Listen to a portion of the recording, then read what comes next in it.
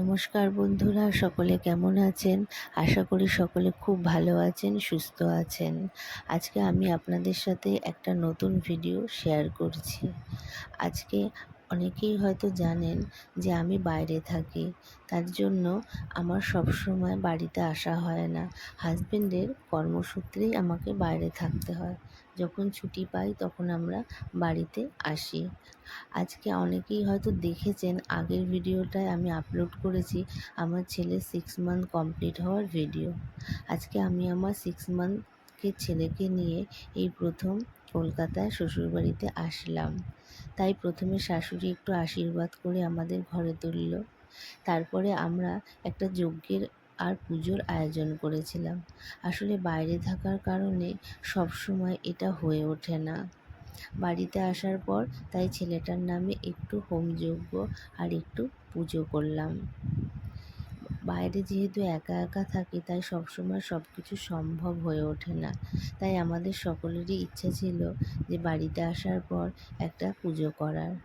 পুজোটা করলে নিজেরও মনটাও অনেকটা শান্তি লাগে, সব কিছুই যেন ভালো লাগে। আর যতই হোক, বাড়ি তো বাড়িই হয় বলুন। যতই আমরা কর্মসূত্রে বাইরে থাকি না কেন, মনটা তো বাড়ির দিকেই থাকে। কিন্তু হাজবেন্ডের সাথে থাকার কারণে আমাকে তো সব দিকটাই সামলাতে হয়। আমরা একটু যজ্ঞেরও আয়োজন করেছিলাম।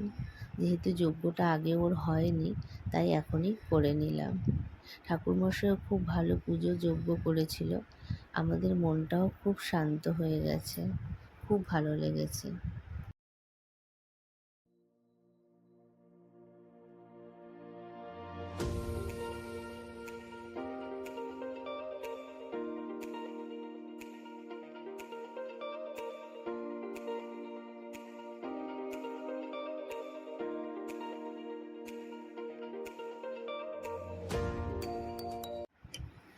অনেক কিছুই নিয়মকানুন যেগুলো বাইরে হয়ে ওঠে না, সেগুলো বাড়িতে এসে করলে মনটাও যেন অনেকটা শান্ত হয়, অনেকটা ভালো লাগে।